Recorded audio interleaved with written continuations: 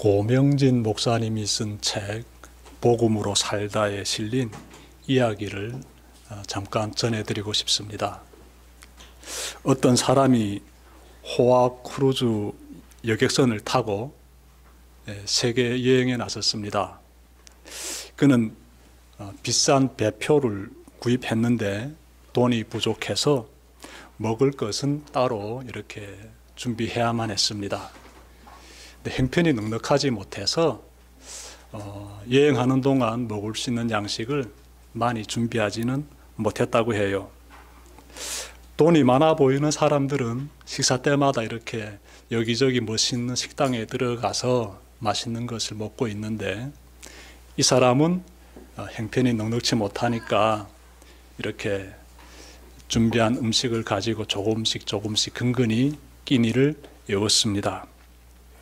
자, 드디어 2주간의 여행이 끝나고 선장에 나와서 사람들에게 일일이 여행이 어떠했습니까? 라고 이렇게 물어보기 시작했어요.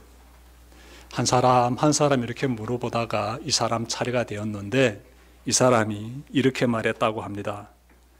좋은 구경은 참 많이 했지만 먹을 것을 제대로 준비하지 못해 지난 2주 동안 거의 굶으며 지냈기에 기분이 아주 안 좋습니다. 그 말을 들은 선장이 깜짝 놀라서 이렇게 말했다고 해요. 당신이 지불한 배삭에 모든 음식값이 다 들어가 있는데 왜 아무것도 먹지 못했습니까? 이 사람이 얼마나 속으로 통탄했겠습니까? 그 비싼 배값 안에 모든 음식값이 다 포함되어 있었는데 그걸 모르고 자신은 혼자 배 쫄쫄 굶으면서 세계 여행을 한 것이지요. 참 먹는 것보다 더 중요한 것은 세상에 없지요. 그래서 금강산도 식후경이다 이런 말 있지 않습니까?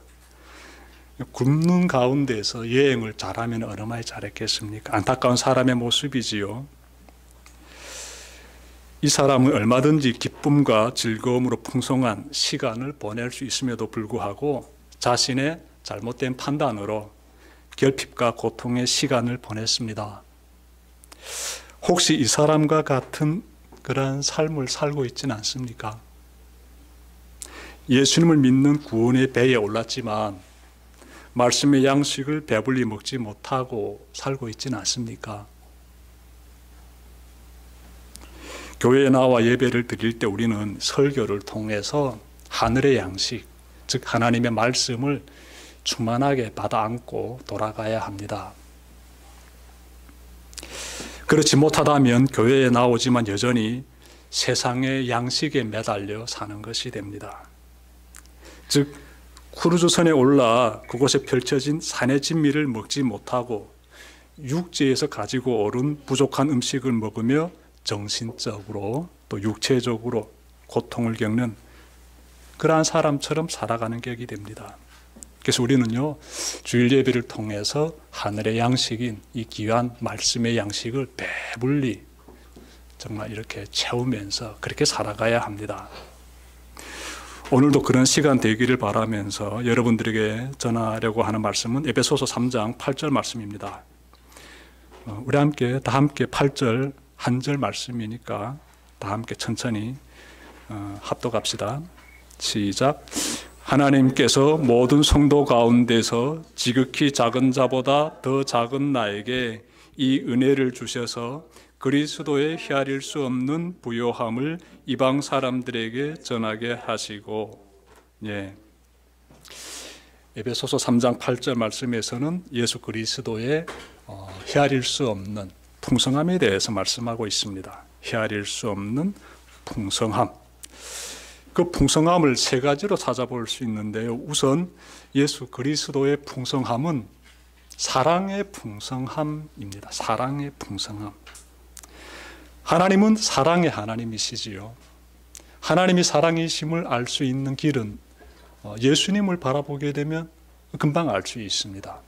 예수님께서 우리에게 보여주신 삶을 보게 되면 하나님이 정말 사랑의 하나님이시구나를 우리가 충분히 깨달을 수가 있습니다. 사랑의 열매는 무엇일까요? 당신이 나를 사랑한다는 것을 내가 어떻게 알 수 있습니까? 이런 질문이지요. 사랑의 열매는 생명이지요. 생명. 타인의 생명을 내가 충만하게 이렇게 보호해주고 그 생명의 활기가 넘쳐나도록 내가 해준다면은 내가 그 사람을 사랑한다는 것이 되지요. 그렇지 않고 타인의 생명에 피해를 가한다게 되면은 그건 사랑하는 거 아니지요. 그래서 타인의 생명을 어떻게 대하는가에 따라서 그 사람이 나를 사랑하는지 사랑하지 않는지를 우리가 분별하게 됩니다. 예수님께서 우리를 어떻게 대하시는지에 대해서 우리가 좀 찾아봐야 되는데요. 요한복음 10장 10절 뒷부분과 11절까지 말씀 제가 받들겠습니다. 내가 온 것은 양으로 생명을 얻게 하고 더 풍성히 얻게 하려는 것이니라. 나는 선한 목자라. 선한 목자는 양들을 위하여 목숨을 버리거니와. 예수님이 하신 말씀인데 자신을 선한 목자에 이렇게 비유하시면서 선한 목자는 양들을 살리기 위해서 자신의 생명을 바친다 이렇게 말씀하고 있지 않습니까?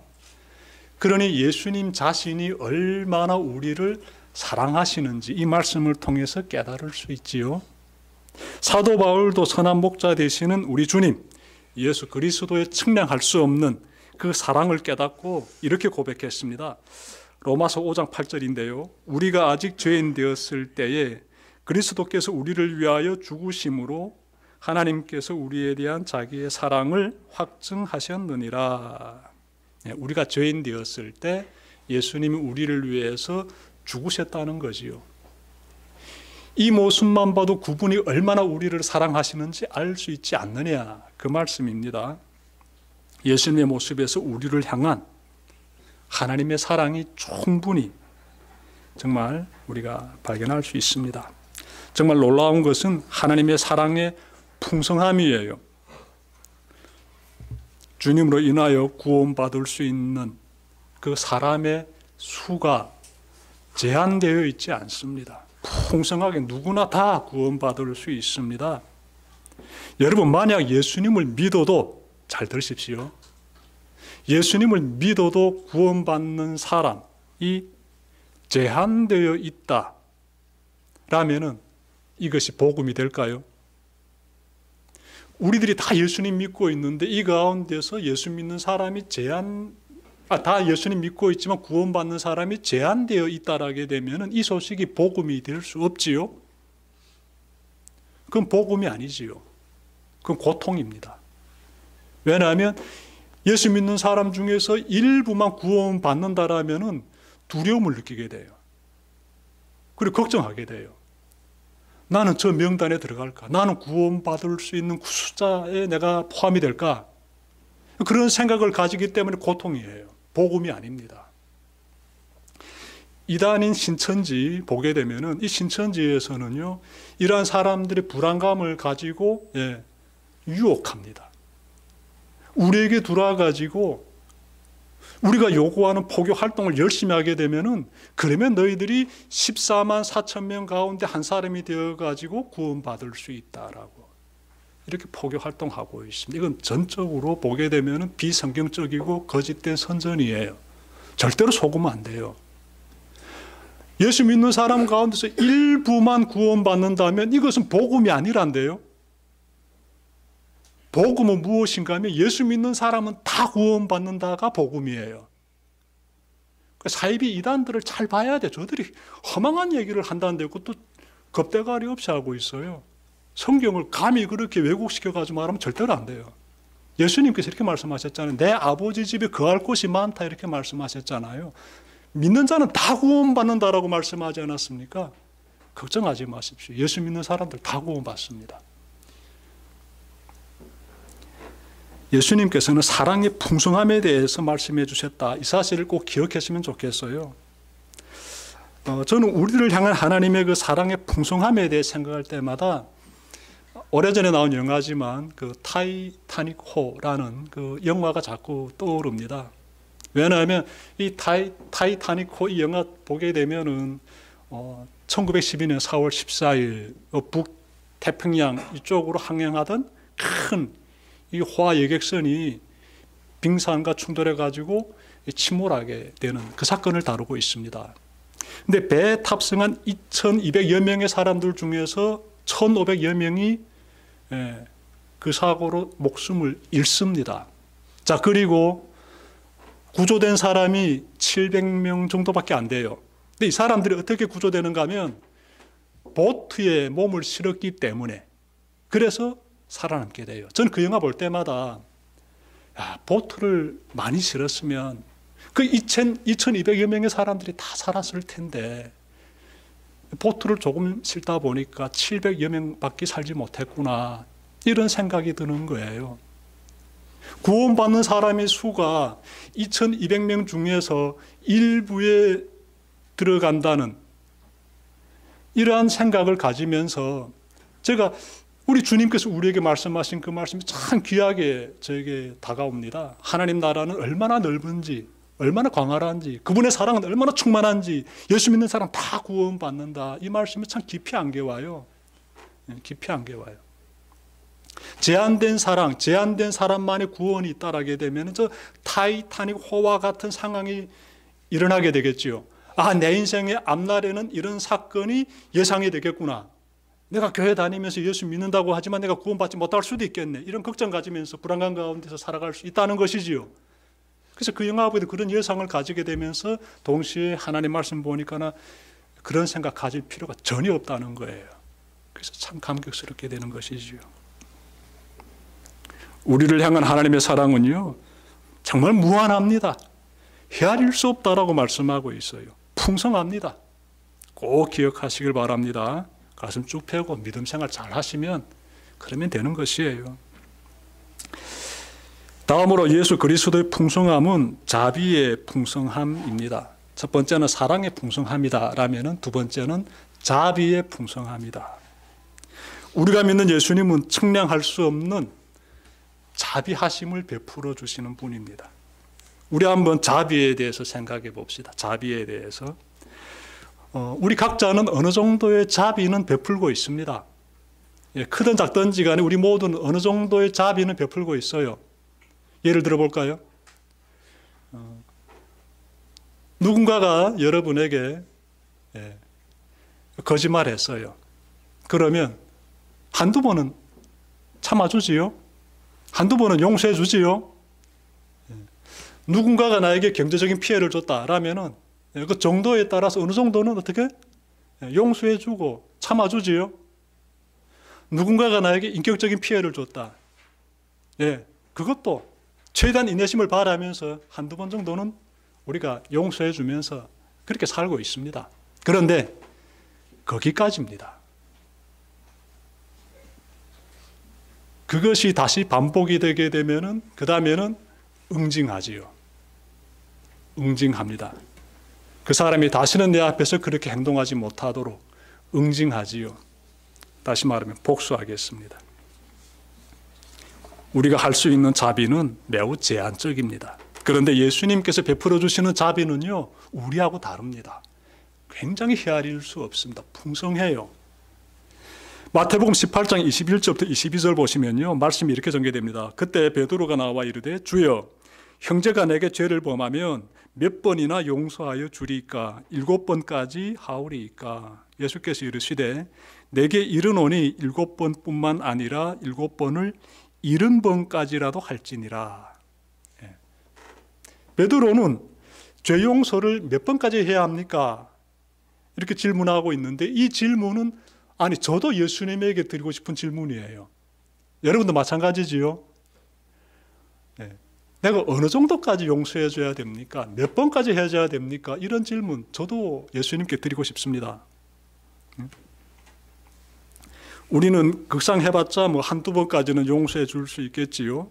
그 죄의 정도가 경미하다라게 되면은 조금 더, 몇 번까지 좀 더 용서해 줄 수도 있겠지요. 하지만 나에게 치명적인 피해를 준다라게 되면은 단 한 번도 용서해 주기 힘든 것이 우리의 모습이지요. 근데 베드로는 최대한 7번까지 참으면 하나님이 원하시는 그러한 자비의 경지에 도달한다고 생각한 것 같습니다.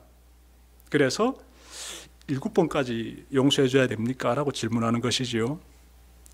여기에 대해 예수님의 가르침은 진짜 놀랍습니다. 7번뿐만 아니라 7번을 70번까지 용서하라 이렇게 말씀해 주고 있어요. 그러니 무한정 용서해 주라라는 것이에요. 무한정. 용서의 무한대에 대해서 말씀하시는 거지요. 예수님의 말씀대로 여러분들 이렇게 자비를 베풀면서 살고 있습니까? 우리 예수님 믿는 사람들이지 않습니까? 그러면 예수님 말씀대로 살아야지요. 예수님 이렇게 해라면 그렇게 따라가야지요. 자비도 이렇게 베풀어야겠지요. 무한정 말입니다. 무한정. 그렇게 하고 있습니까? 여러분은 자비를 베푼 적이 많습니까? 아니면 1대1로 갚아준 적이 많습니까? 제가 한번 돌아봤습니다. 내가 이렇게 살아온 시간 돌아보니까 자비를 베푼 그러한 그 횟수가 이 10손가락에도 차지 않더라고요. 네. 거의 대부분 다 그냥 1대1로 갚아주면서 살았더라고요. 감정적으로, 언어적으로, 여러분들도 그렇지 않을까요? 자비를 베푼 적이 꽤 있습니까? 여러분, 제가 늘 기억하는 말씀 구절이 있습니다. 누가복음 23장 43절 보시면요, 예수님께서 아버지여 저들을 사하여 주옵소서 이렇게 기도드립니다. 아버지여 저들을 용서해 주십시오라는 것이지요. 저들에게 자비를 베풀어 주십시오라는 거예요. 예수님이 그렇게 기도하십니다. 저들은 자신들이 하는 일이 무엇인지 알지 못한다면서 예수님께서 십자가에서 하나님께 올려드린 기도입니다. 예, 사람들로부터 그 모진 조롱 다 받으시고 손과 발에 못 박힌 가운데서 십자가에 매달려가지고 온몸으로 파고드는 그 어마어마한 고통 가운데서 나에게 이와 같은 모욕과 이와 같은 고통을 안겨준 자들에게 주여 응징해달라고 부르짖는 것이 아니라 저들을 용서해달라고, 저들에게 자비를 베풀어달라고 우리 주님께서 기도드립니다. 전 이 구절 볼 때마다 굉장히 은혜가 돼요. 여러분들도 그렇지 않습니까? 하나님 저들을 용서해 주십시오.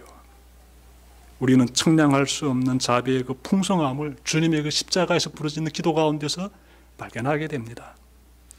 우리 또한 예수님을 받아가지고 예수님의 그 말씀을 따라가지고 자비를 베풀기 위해서 최선의 힘을 다하는 그런 삶을 살아야 되겠지요.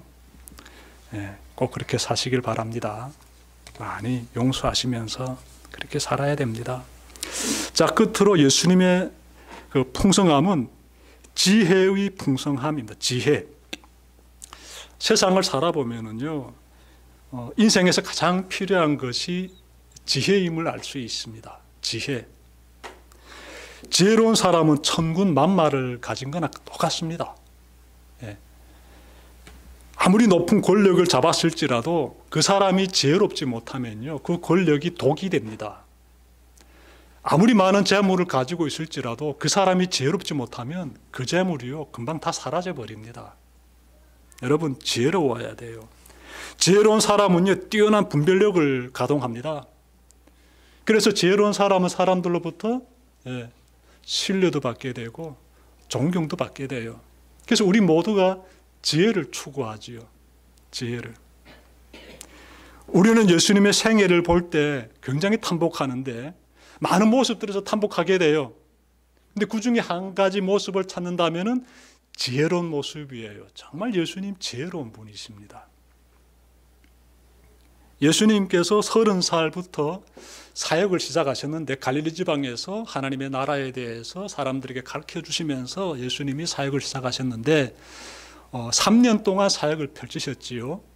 자, 그때 유대 사회 지도자들 일하게 되면 대제사장이라든지 서기관이라든지 그리고 장로들, 즉 산헤드린이라는 공회에서 의원으로 있는 이러한 이 지도층이 예수님을 어떻게 대했을까요?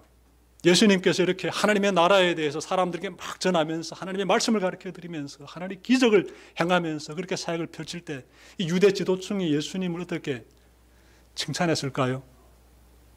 우러러 봤을까요? 그들은 예수님을 적대시했지요. 적대시. 예수님께서 자신들이 세워놓은 이 안식일 규정들을 잘 지키지 않으시고 심지어 성전에 들어와가지고 장사꾼들을 다 내쫓는 일까지 이렇게 예수님께서 이렇게 강행하시자 예수를 죽여야 되겠다 이런 마음을 품었지요. 그래서 그들의 공격 대상은 예수님이었습니다. 예수님은 유대사회 지도자들로부터 늘 공격을 받게 되는데 저들은 어떻게 하나 예수님을 착잡아가지고 죽이려고 합니다.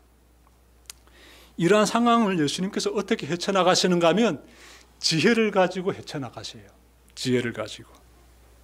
대표적인 예를 하나 찾는다면 마가복음 12장 13절부터 17절을 둘 수 있는데 이때 대제사장과 장로들과 서기관들이 예수님을 책잡게 하기 위해서 트집 잡기 위해서 사람들을 보냅니다. 그 사람들이 예수님에게 찾아와 가지고 가이사에게 세금을 내는 것이 어떻습니까? 라고 질문해요. 가이사에게 세금을 내야 되는지 내지 말아야 되는지 답변해 주십시오라는 것이지요. 여러분 이 질문 보통 질문 아닙니다. 굉장히 무서운 질문이에요. 예수님이 가이사에게 세금을 내야 한다 라고 말씀하시면 그러면 이 군중은 예수님을 친로마주의자로 취급하게 됩니다. 가이사는 로마의 황제를 칭하고 있는데요.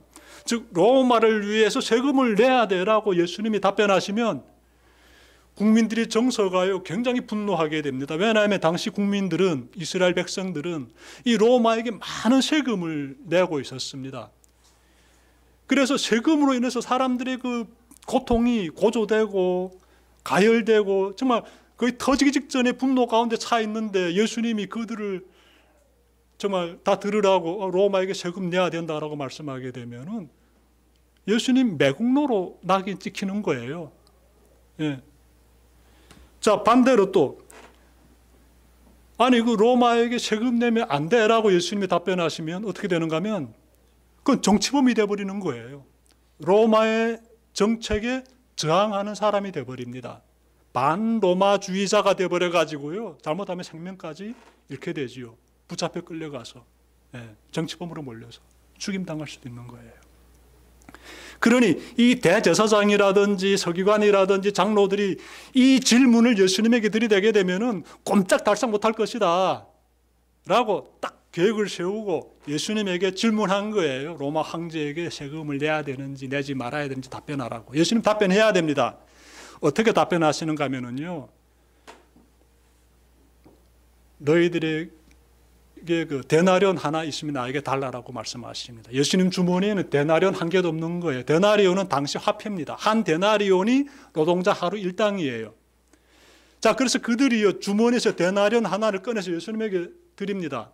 그래서 예수님께서 여기에 새겨져 있는 형상과 여기에 쓰여져 있는 글씨가 누구를 가리키느냐라고 물어봅니다.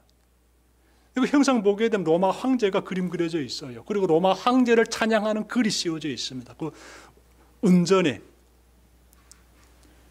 그래서 그들이 뭐라고 답변하겠습니까? 거기에 새겨져 있는 형상이 로마의 황제인데 누구를 가리키느냐라니까 뭐 가이사를 가리킨다고 답변할 수밖에 없지요. 예수님께서요 그들에게 이렇게 말씀하십니다. 가이사의 것은 가이사에게 바치고 하나님의 것은 하나님에게 바치라 이렇게 예수님께서 답변하십니다. 생각해 보십시오. 얼마나 지혜롭습니까? 정말 하나님께 세금을 내지요. 유대인들은 성전세 내지 않습니까? 그건 당연히 내야 되는 것이고 로마 황제에게 세금 내는 문제 이것도 만만치 않은 문제입니다.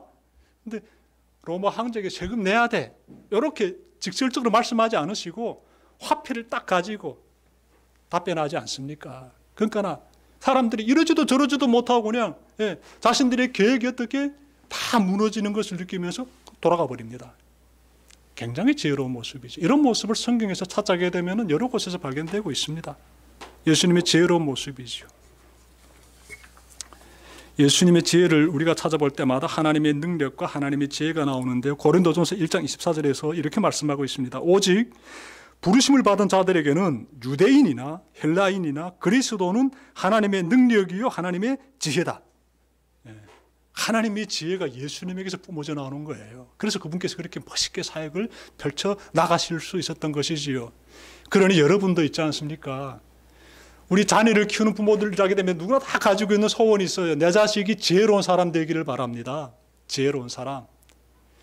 내 자식이 예수님을 잘 믿으면 되는 것이에요. 예수님 안에 지혜의 풍성함이 있기 때문에 그렇습니다. 예. 그 아이가 예수님의 지혜를 가지고 세상 살아나가면 정말 부모는 그 이상 더 바랄 게 없습니다. 어떤 상황에서도 그 지혜를 가지고 잘 살아낼 수 있기 때문에 그렇습니다. 여러분 사업하시는 분들도 마찬가지고요. 일터에서 일하시는 분들도 마찬가지고 자녀 키우는 부모도 마찬가지고 다 우리 삶에서 전적으로 필요한 것은 하나님의 지혜입니다. 그러니 계속 기도드리십시오. 하나님 나에게 지혜를 주십시오. 정말 필요합니다. 은과 금보다 더 중요한 것, 건강보다 더 중요한 것, 어떤 권세보다 더 중요한 것. 제가 봤을 때 주님이 나와 함께 하시면서 주님의 능력으로 표출되어 나오는 그 지혜가 나의 삶에서도 경험되는 거 아니겠습니까? 그 지혜를 충만하게 경험하는 여러분들 되시기를 바랍니다. 지금까지 우리가 믿는 주 예수 그리스도의 측량할 수 없는 사랑과 그리고 자비와 지혜에 대해서 전해드렸습니다. 오늘 말씀 마음에 잘 새기시고 주님의 풍성함을 마음껏 누리며 믿음의 길을 걸어가는 여러분들 되시기를 주님의 이름으로 축원합니다. 기도드립시다.